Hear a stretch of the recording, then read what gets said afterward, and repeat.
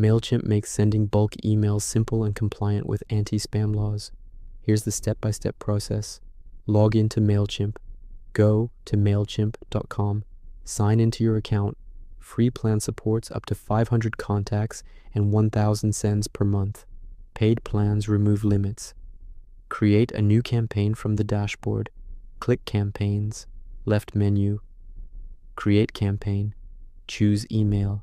Select campaign type. Pick regular, most common for bulk newsletters, promotions, announcements. Click Continue. Set up campaign details. Campaign name, internal name, for example, January newsletter 2026. 2. Select your audience or list, or create a new one or segment. From, set sender name and email, verified domain preferred.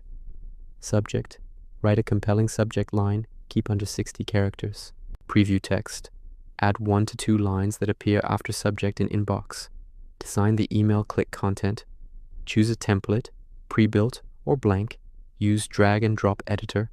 Add blocks, text, images, buttons, products.